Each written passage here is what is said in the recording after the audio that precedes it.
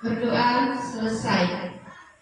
Baik, selanjutnya saya akan menjelaskan tentang penyebaran pemahaman dan penerapan pengalaman budaya positif.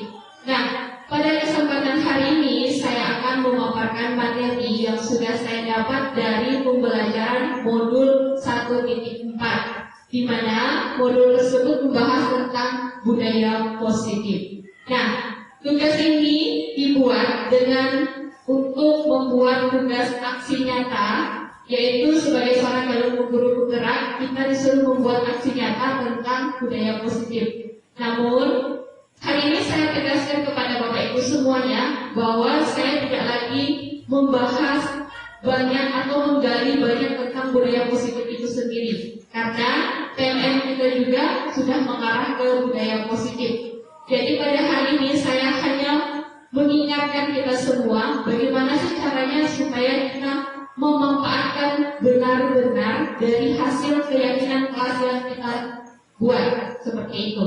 Baik, kita langsung saja kita mulai.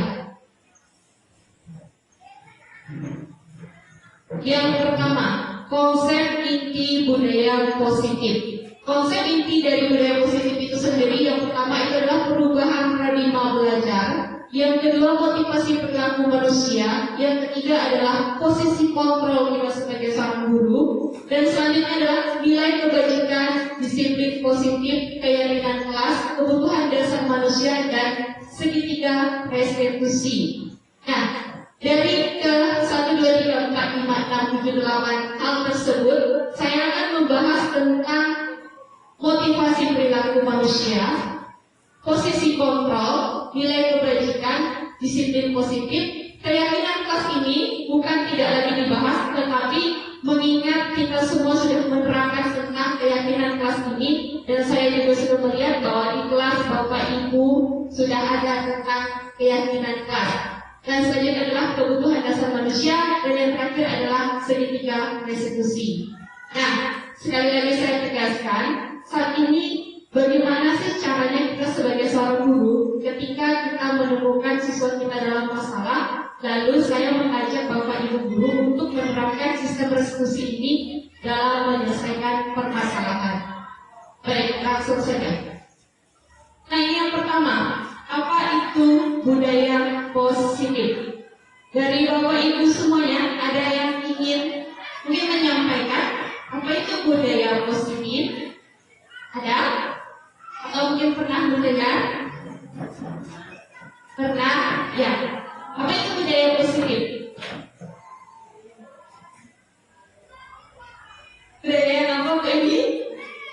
Budaya yang baik. Baik, budaya positif adalah benar. Budaya positif itu adalah memang suatu budaya yang baik. Kita langsung saja. Dari banyak pengertian, bahkan ketika kita mengikuti atau menyelesaikan seperti membuat sertifikat, kita banyak sekali nonton tentang budaya positif. Nah, hari ini juga saya menarik sebuah kesimpulan bahwa budaya positif itu saya artikan satu per satu. Yang pertama, tentang budaya. Budaya itu adalah suatu kebiasaan yang dilakukan secara terus-menerus atau turun-temurun. Itu adalah suatu budaya. Budaya itu akan terlaksana atau akan terjamin ketika kita lakukan secara terus-menerus sehingga menjadi sebuah budaya. Selanjutnya adalah positif. Dari kata positif aja kita sudah mengetahui bahwa positif itu adalah suatu hal yang baik, seperti itu. Nah, selanjutnya dari dua kata tersebut yang sudah saya buat, maka dapat disimpulkan bahwa budaya positif itu adalah suatu kebiasaan yang baik dilakukan secara terus-menerus atau turun-temurun sehingga menjadi kebiasaan yang membudaya. Contohnya, budaya positif yang ada di lingkungan sekolah kita itu adalah seperti 5S. Apa saja? Senyum, sapa, salam, sopan, santun.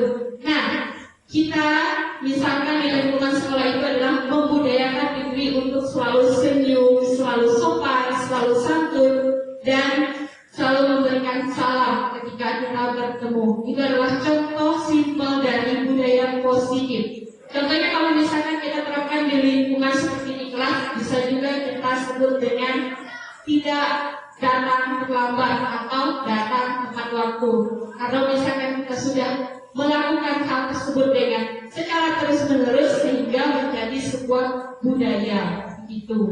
Lanjut, paradigma dan pembelajaran dengan paradigma baru. Pembelajaran dengan paradigma baru ini adalah kenapa masuk ke dalam disiplin positif. Ini maksudnya adalah seperti kurikulum merdeka.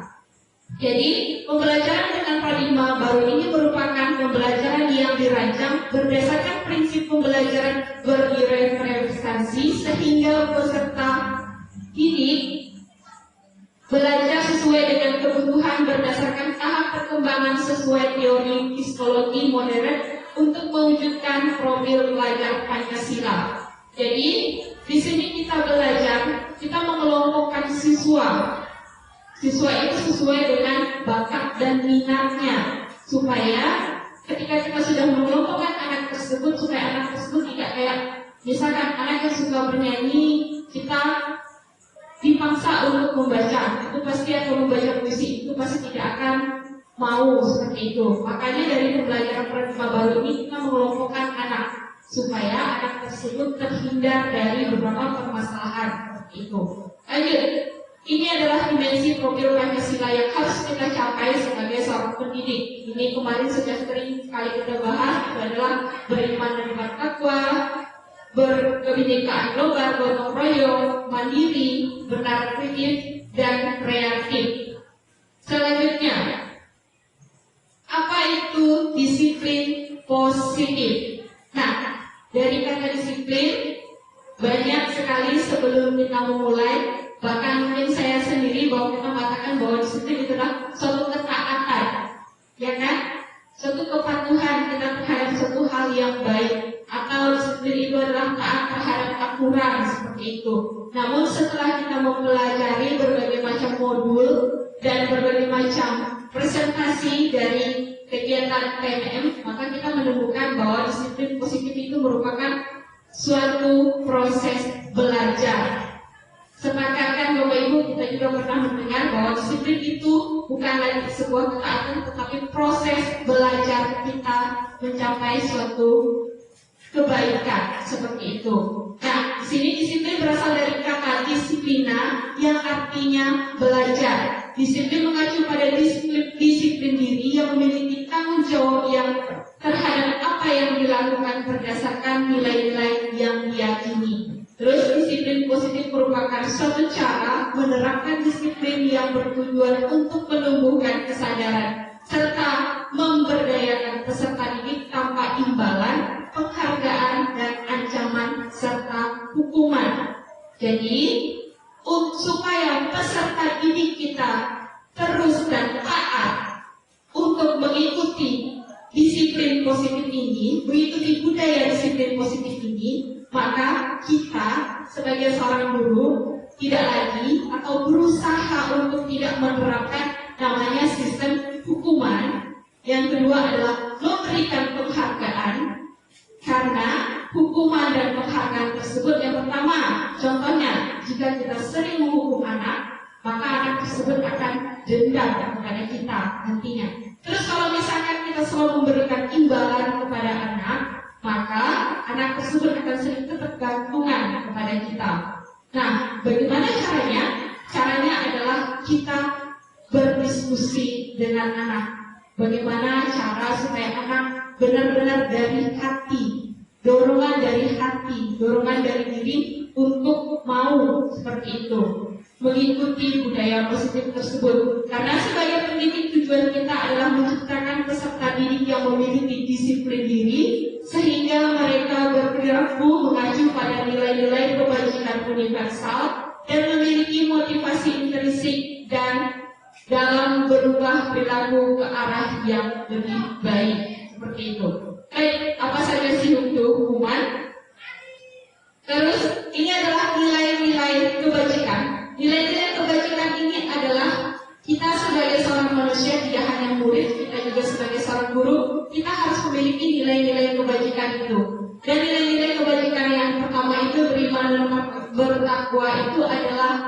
dimensi profil Pancasila yang harus benar-benar dimiliki kita sebagai seorang guru dan peserta didik. Selanjutnya adalah toleransi, hormat, integritas, mandiri, menghormati, antusias, empati, keingintahuan, kreatif, dan selanjutnya dapat dipercaya, luas hati, pendengar yang aktif. Nah, itu adalah nilai-nilai yang harus dimiliki kita sebagai seorang pendidik maupun sebagai peserta didik. Namun, dari nilai-nilai tersebut ada banyak hal nilai-nilai yang tidak bisa kita rangkum atau tidak bisa kita miliki sebagai seorang manusia yang memiliki keterbatasan. Untuk itu, kita menemukan motivasi perilaku manusia. Bagaimana caranya supaya nilai-nilai kebajikan itu tetap ada di dalam diri kita? Kita harus punya dorongan.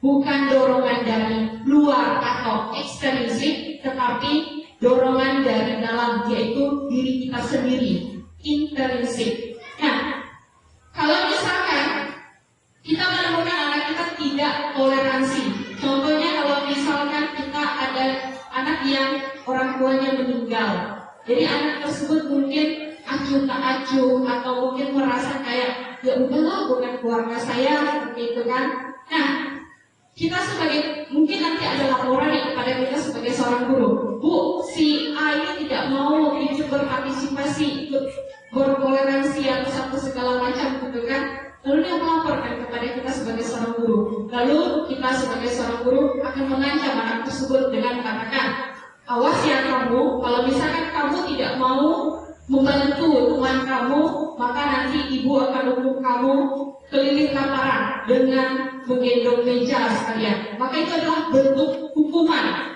Nah, anak tersebut akan termotivasi. Dia akan mengatakan, jika saya tidak melakukan hal seperti kayak nilai kebajikan tersebut, maka saya akan dihukum oleh ibu guru atau ibu guru saya, wali kelas saya, seperti itu. Terus ada lagi motivasi yang bentuknya adalah penghargaan atau imbalan. Misalkan anak tersebut terlambat, kita sebagai seorang wali kelas kita menjanjikan kepada anak murid kita bilang sama dia, kamu besok jangan terlambat lagi ya. Kalau misalkan kamu datangnya tepat waktu, ibu akan berikan kamu pulpen, misalkan seperti itu. Jadi dengan kebiasaan memberikan imbalan kepada anak, itu akan membuat anak tersebut menjadi kebiasaan. Dan kalau misalkan kita tidak memberikan imbalan lagi, maka anak tersebut merasa, ya udah, ibu udah mulai berubah katanya. Ibu udah tidak lagi seperti dulu. Jadi imbalan dan membuat hukuman kepada anak ini kurang efektif dalam memotivasi anak. Maka cara yang selanjutnya adalah motivasi intrinsik, yaitu untuk menjadi orang yang merdeka, inginkan dan menghadapi diri dari sendiri dengan nilai-nilai yang mereka percaya. Jadi sebagai seorang anak, maka mereka harus punya dorongan dari dalam diri mereka sendiri. So, kalau misalkan mereka berjanji untuk tidak akan terlambat lagi, maka mereka punya tujuan ke sekolah itu untuk apa sih? Jadi kalau mereka memang punya tujuan bahwa ke sekolah itu untuk mendapatkan pendidikan, maka itu adalah motivasi dari mereka sendiri. Atau saya tidak perlu lagi datang untuk terlambat, karena kalau misalkan saya terlambat, nanti saya ketinggalan pelajaran IPS, pelajaran IPA, atau apa segala macam. Jadi itu adalah motivasi dari diri anak itu. Selanjutnya adalah hukuman. Nah ini tadi, hukuman itu adalah tidak terencana, tiba-tiba anak tidak tahu apa yang akan terjadi atau diibaratkan berupa hukuman fisik. Nah hukuman ini seperti hukuman fisik, seperti misalkan lari keliling lapangan, atau misalkan hormat bendera, atau misalkan ya diplasah sedikit, itu bentuk dari hukuman. Sedangkan konsekuensi ini adalah seperti terencana atau disepakati. Misalkan kita di dalam kelas sudah sepakat dengan peserta didik kita, misalkan kalau kamu terlambat maka hukumannya adalah kamu berdiri dulu di depan pintu. Selanjutnya, kalau restitusi ini adalah proses menciptakan kondisi bagi murid untuk memperbaiki kesalahan, proses kolaborasi yang mengajarkan murid untuk mencari solusi mandiri. Jadi dari resolusi ini adalah ini proses di mana kita sebagai seorang wali kelas ataupun mungkin sebagai seorang guru TK, kita mengajak anak ketika melihat dari kesalahannya itu adalah berdua dengan anak atau bukan siapa yang melakukan kesalahan itu kita ajak si anak. Jadi di sini adalah kita benar-benar berdiskusi dengan anak begitu untuk menyelesaikan permasalahannya. Lanjut adalah kebutuhan dasar manusia. Nah, sebagai seorang manusia kita memiliki kebutuhan dasar. Kebutuhan dasar itu adalah manusia adalah segala sesuatu yang kita lakukan untuk mendapatkan apa yang kita inginkan. Seluruh tindakan yang kita lakukan memiliki tujuan tertentu dan semua usaha terbaik yang kita lakukan adalah dalam rangka agar kebutuhan dasar kita terpenuhi dengan baik. Apa saja kebutuhan dasar itu?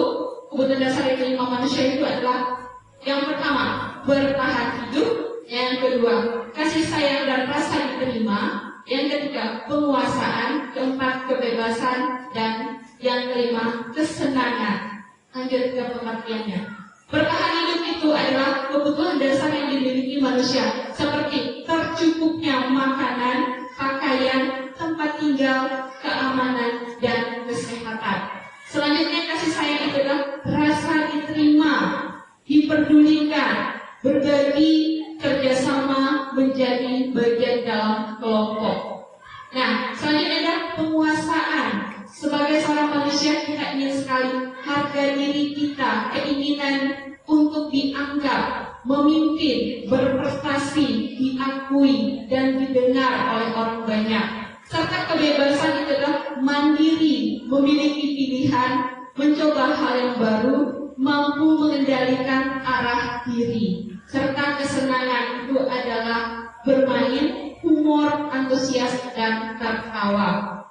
Jadi ini adalah 5 kebutuhan dasar manusia, baik sebagai kita sebagai pendidik maupun sebagai peserta didik. Nah, kalau misalkan dari kelima kebutuhan dasar tersebut mungkin ada yang kurang di dalam diri kita, itulah yang membuat terjadinya kesalahan atau kekeliruan, baik kita sebagai pendidik maupun peserta didik. Contohnya, kalau misalkan kita banyak menemukan anak yang kayak sering meminta makanan kepada temannya, maka bisa jadi kebutuhan dasar bertahan hidupnya itu kurang. Atau misalkan kita sering melihat anak kita dengan pakaian yang lusuh atau mungkin ada yang robek apa segala macam, maka kebutuhan dasar bertahan hidupnya seperti pakaiannya itu kurang. Atau mungkin kita banyak sekali menemukan anak kita yang sering marah-marah di dalam kelas atau marah kepada temannya, sehingga ketika kita telusuri, maka anak tersebut di dalam keluarganya kurang rasa kasih sayang seperti itu. Atau misalkan kita menemukan anak kita yang sering kayak tertawa, mereka sering bergurau atau segala macam, itu adalah kebutuhan dasar manusia tentang kesenangan. Kalau misalkan penguasaan, ada sebagian orang yang merasa kayak saya selalu ingin dipuji, saya selalu ingin dianggap. Ketika di dalam suatu kelompok atau suatu geng, suatu komunitas, sayalah yang paling ditanjung seperti itu. Itu adalah penguasaan. Lalu kebebasan, saya ingin suatu saat saya ingin bebas, gitu, merdeka. Itu adalah kebebasan. Lanjut. Ini adalah 5 posisi kontrol seorang guru. Jadi kita sebagai seorang guru itu adalah memiliki posisi kontrol, yaitu menguasai. Kita sebagai seorang guru itu dapat melakukan yang pertama itu menghukum atau sebagai pembuat merasa bersalah. Membuat merasa bersalah itu maksudnya adalah si anak yang melakukan kesalahan itu. Selanjutnya adalah sebagai teman, lalu sebagai pemantau, atau yang terakhir sebagai manajer. Jadi di sini adalah kita diajak untuk melihat diri kita sebagai seorang guru itu ada 1, 2, 3, 4, 5. Ada 5 posisi kontrol kita sebagai seorang guru.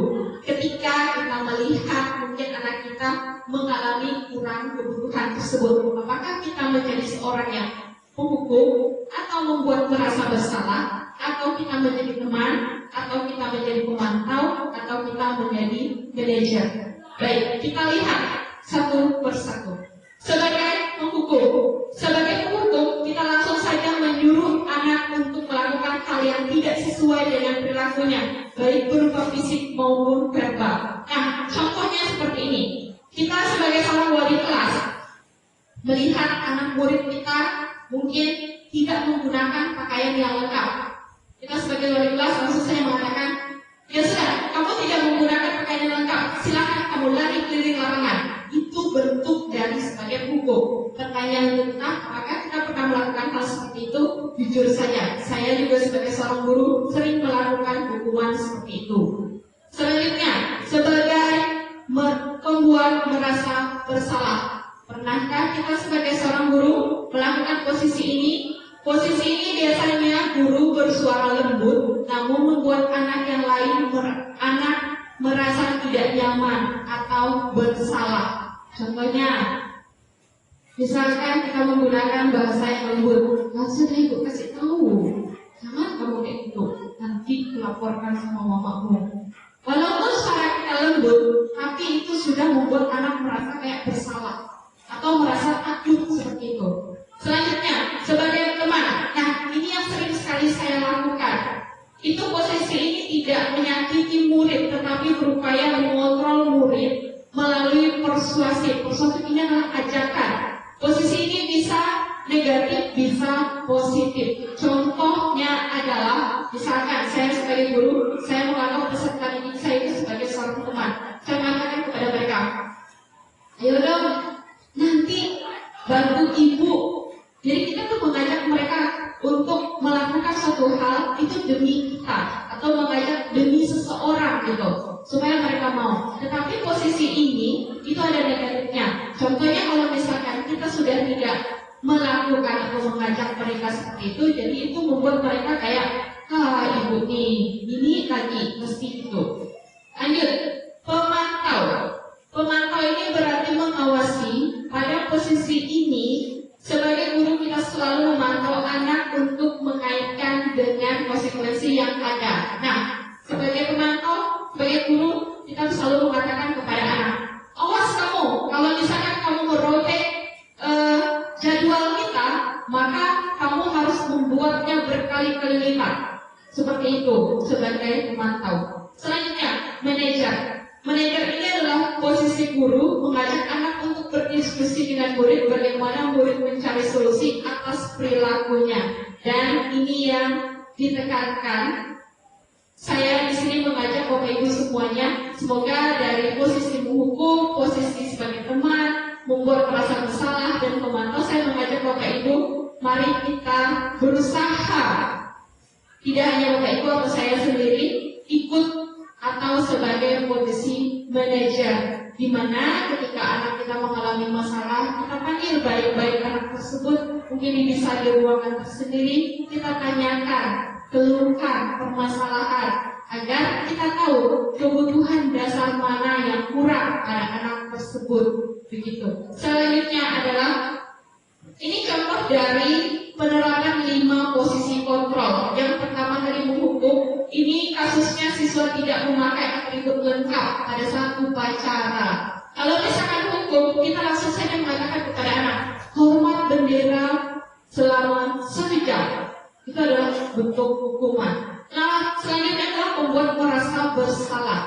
Berapa kali ibu atau bapak memberitahukan kepada kamu selalu saja mengecewakan bapak dan ibu. Jadi di sini kita berbicara baik-baik atau lembut, tetapi memang menyuruh anak tersebut untuk berpikir supaya mereka merasa kayak bersalah seperti itu. Selanjutnya adalah sebagai teman, ayo dong ikut aturan sekolah, tolong bantu ibu ya kali ini. Ya sudah, lain kali jangan berbuat seperti itu lagi. Kalau misalkan kita sebagai guru sering menggunakan kata-kata tersebut kepada anak, sering ya sudah, besok bantu ibu atau hari ini bantu ibu, tolong jangan begini lagi. Anak akan merasa terbiasa dan menganggap kita juga sebagai seorang teman. Selanjutnya adalah sebagai pemantau. Kamu sudah melanggar peraturan sekolah, kamu tahu konsekuensinya. Setelah upacara ini kamu pergi ke koperasi, beri atribut dan jangan ulangi lagi. Jadi sebagai pemantau ini adalah ketika kita sudah mengingatkan, maka kita juga mengingatkan mereka tentang konsekuensi atas permasalahan yang mereka hadapi. Selanjutnya adalah Ini adalah sebagai manajer. Sebagai manajer itu salah ketik. Selanjutnya adalah apa kamu tahu kesalahanmu. Jadi sebagai manajer itu adalah kita menanyakan kepada anak ketika anak tersebut tidak memakai atributnya. Apa kamu tahu kesalahan kamu? Kira-kira bagaimana cara kamu memperbaikinya? Jadi di sini adalah kita ajak anak tersebut untuk berdiskusi, kita menanyakan kepada mereka apa sih mau anak tersebut. Selanjutnya, posisi kontrol apakah kamu sebagai seorang guru? Saya kecewa sekali dengan kamu. Nah, kalau misalkan kita sebagai seorang guru ini ada pertanyaan Bapak Ibu. Saya kecewa sekali dengan kamu. Ada yang bisa menjawab? Tadi di slide selanjutnya. Membuat merasa bersalah. Jadi kita langsung saja tembak anak itu dengan kata-kata saya kecewa sekali dengan kamu, atau ibu kecewa dengan kamu. Pada sudah berkali-kali ibu ingatkan. Itu adalah membuat anak merasa bersalah. Selanjutnya adalah posisi kontrol apakah kamu? Ayo lakukan demi bapak dan ibu. Ya, itu adalah posisi kontrol sebagai teman. Jadi kita mengajak anak-anak untuk melakukan sesuatu demi kita atau demi orang lain. Dan yang selanjutnya adalah keyakinan kelas. Keyakinan kelas itu, mengapa keyakinan kelas? Mengapa tidak peraturan kelas atau bukan peraturan kelas? Sekali lagi kita tekankan bersama, keyakinan kelas itu adalah suatu bentuk aturan yang kita buat berdasarkan kesepakatan kita dengan peserta didik. Jadi kita buat benar-benar dengan peserta didik kita. Sedangkan peraturan kelas itu, anak itu belum datang ke sekolah ini, tapi itu sudah dibuat oleh sekolah seperti itu. Jadi anak itu tidak tahu. Kalau keyakinan kelas itu anak tahu. Itu intinya. Selanjutnya adalah segitiga restitusi. Nah, segitiga restitusi ini adalah tahap penyelesaian permasalahan. Ada 3 tahap. Yang pertama adalah menstabilkan identitas. Yang kedua, validasi tindakan yang salah. Yang keempat, menanyakan keyakinan. Nah, yang pertama adalah restitusi adalah suatu dialog yang dilakukan, dijalankan oleh seorang guru agar dapat menghasilkan murid yang mandiri dan bertanggung jawab. Jadi kita bahas satu persatu. Yang pertama, menstabilkan identitas. Nah, segitiga restitusi ini seperti ini, Bapak Ibu. Pertama, ketika anak tersebut sudah melakukan kesalahan, contohnya kesalahannya itu adalah mencontek pekerjaan temannya. Jadi kita panggil anak tersebut ke dalam ruangan tersendiri.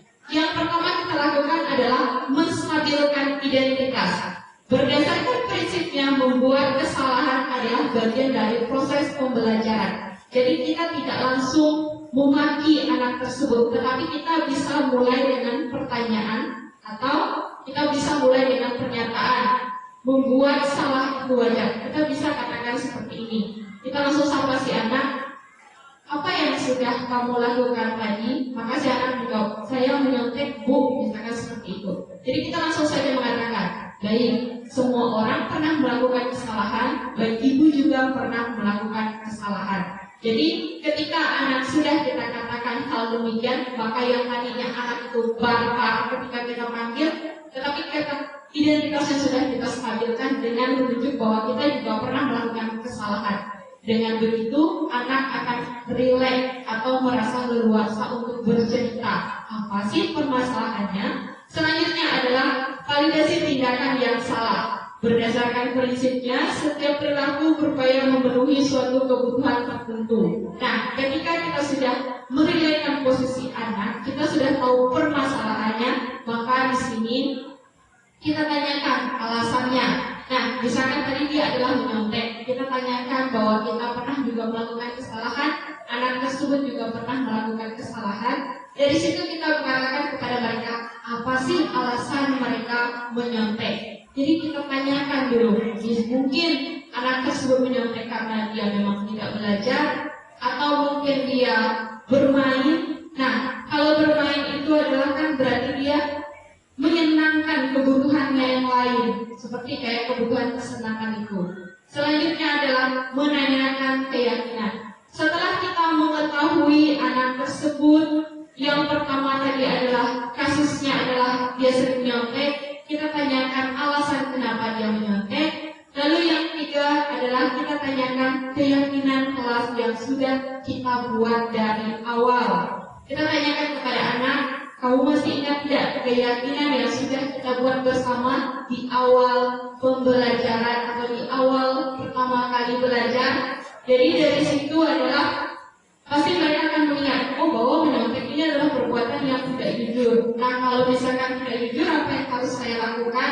Maka saya harus merubah perilakunya. Jadi kita di sini tidak menghukum anak, tapi mengajak anak untuk diskusi agar mereka berubah menjadi lebih baik. Seperti itu. Baik, yang terakhir, penutup.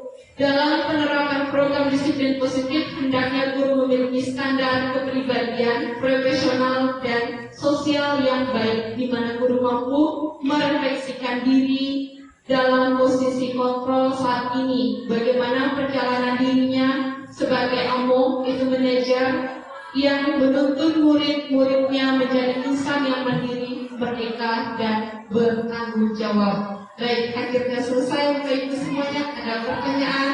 Mungkin? Tidak ada? Yang lainnya? Ya, silakan Bunda. Kalau cepat. Lebih cepat ya? Kalau mengajar itu sudah atas ini. Ya, Bunda. Karena memang pertama itu adalah mengejar video. Begitu. Ya, kalau mengajar yang sebenarnya saya tidak secepat itu, tapi memang biasanya saya juga cepat, makanya saya selalu bertanya kepada murid saya, cepatkah ibu mengajar? Saya sering bertanya kepada murid, itu adalah bagian dari refleksi kita juga sebagai seorang guru. Lagi memang saya ngomongnya prek seperti itu. Lanjut, ada pertanyaan lain? Mungkin menanyakan tentang posisi kontrol kita sebagai seorang guru.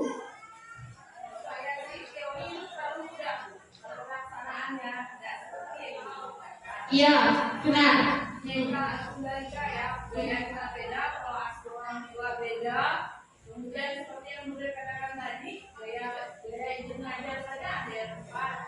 Dibandingkan dengan kami mungkin gaya kami itu ya pelan. Nah, kalau teori memang mantap Bu. Kalau penerapannya metode mana yang paling tepat untuk mengajar sampai hari ini? Saya pribadi sudah 20 tahun, metode mana yang tepat atau tidak pernah saya temukan. Nah, itu menurut saya bagus dan sangat bagus sekali, tapi sulit untuk diterapkan. Ya, benar. Di dalam pelatihan atau pembelajaran dalam guru bergerak juga, pertanyaan yang Ibu Ira pernah sampaikan ini pernyataan ya, bukan seperti pertanyaan, tapi pernyataan. Yang Ibu Ira sampaikan ini juga kami pernah diskusikan. Bahkan itu adalah yang saya sampaikan. Karena di dalam guru itu berbagai macam guru-guru gitu kan. Ketika dari TC, mereka selalu mengatakan bahwa murid saya enak, belajar ini enak. Oh, itu tidak berlaku di SMP kami. Justru kalau misalkan kita misalkan menerapkan posisi kontrol itu gitu kan. Kalau misalkan kita benar-benar kayak menerapkan posisi kontrol sebagai manajer, kita panggil anaknya, kita diskusikan dengan baik, justru anaknya mengatakan kepada teman-temannya, dia bilang, tadi aku dipanggil sama ibu nih, aku mencatat kaca nih, aku dipanggil sama ibu nih. Ibunya cuma bilang, ya udah lain kali jangan seperti itu lagi ya, kamu bisa minta maaf apa segala macam. Besoknya 3, 4, 5 kaca kita pecah. Benar sekali ya Ibu Ira katakan. Cuman yang menjadi kesimpulan kita di sini adalah apa salahnya sih kita sebagai seorang guru gitu kan mencoba untuk bukan memenuhi kebutuhan dasar anak juga, tetapi memenuhi kebutuhan dasar kita sendiri sebagai seorang guru. Nah, di sini yang awalnya kita sering mungkin ada anak yang tidak mau S1 langsung kita teriakin atau langsung kita marah. Apa salahnya sih kita untuk ayo dipanggil? Bukan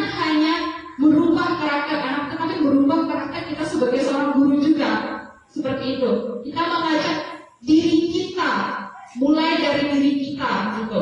Memang susah, apalagi memang sudah membudaya, sudah turun temurun. Kita sebagai seorang guru, apalagi generasi sekarang ini gitu kan, itu benar-benar susah untuk mendengarkan gurunya. Maka mulai sekarang kita lah yang mengalah, intinya seperti itu. Berbuat sesuatu yang mungkin yang dulunya anak-anaknya adalah susah diurus, ketika kita menjadi kita yang sendirinya berubah gitu kan, siapa tahu anaknya juga baik seperti itu. Ada lagi tanggapan? Ya silakan Bu Ala. Keren sekali, terima kasih. Ya. Karena saya di sini ya, tapi ada beberapa hal yang menjadi cerminan ya. Guru penggerak dari teori-teori itu luar biasa bagus, kalau bisa diterapkan itu sangat luar biasa. Nah, dengan pengalaman saya lihat saya sering mengikuti itu ada salah satu guru penggerak dari Bali ya. Dia guru SLB ya, dan ya, karena mungkin di daerah orang ya, daerah luar, terutama di daerah kita, mereka sangat membutuhkan pendidikan, baik itu orang luar maupun siswa. Apapun yang dikatakan guru, mereka akan guru. Nah, apa yang diterapkan, yang dilakukan, yang disampaikan itu sangat nyata, ya. Nah, lain hal dengan kita. Apa yang dijadikan teori, prakteknya jauh berbeda. Contoh, ya, standar disiplin. Disiplin itu sangat luas. Saya ambil salah satu contoh. Misal, contoh sederhana. Kedisiplinan dalam berpakaian, atribut, sepatu, misalnya. Karena ini penggerak, karena merdeka, saya rasa tidak masalah. Anak itu menggunakan sepatu hitam, putih, biru, dan warna. Itu tidak masalah kalau saya lihat, karena namanya juga merdeka kan. Tapi kalau di tempat kita pasti akan ditegur, sanksi, hukuman. Sementara gurunya merdeka sendiri. Gurunya pakai sepatu warna-warni. Nah, itu contoh itu sudah benar. Nah, bagaimana kita bisa memahami hal seperti itu? Itu mungkin menjadi refleksi untuk diri kita sebagai guru mengajar. Gimana kita belajar sesuatu karena kita diterima. Terima kasih Bu Safa, sangat bagus sekali masukan dari Ibu sebagai seorang PU ya di sekolah SMP 1 kedua ini. Masukannya itu adalah bagaimana sih kita sebagai seorang guru itu adalah berpakaian selayaknya memang sebagai seorang guru. Nah, pada kesempatan hari ini saya sebagai seorang calon guru penggerak, ke depannya saya akan berusaha untuk menjadi guru yang memang taat ataupun disiplin dalam diri saya, baik itu dari waktu, pakaian, penampilan, dan bagaimana sih cara saya menghadapi anak tentunya. Dan kesempatan hari ini juga saya mengajak Bapak Ibu semuanya bergabung bersama saya. Kebetulan angkatan 12 akan segera dibuka, karena semakin banyak guru penggerak yang ada di sekolah kita, maka itu akan memotivasi atau membangkitkan semangat kita sebagai seorang pendidik yang baik, baik dari segi pakaian dan semuanya dapat dilengkapi dengan baik. Ada lagi pertanyaan? Ya, seru lah diskusi hari ini. Tidak ada? Tidak ada? Baik, kalau tidak ada saya tutup. Terima kasih atas kehadiran Bapak dan Ibu semuanya sudah bersama-sama saya dalam menyelesaikan tugas saya yang membuat aksi nyata tentang program guru penggerak di modul 1.4 ini. Baik, saya tutup dengan doa. Marilah kita berdoa menurut agama kita masing-masing. Berdoa dimulai.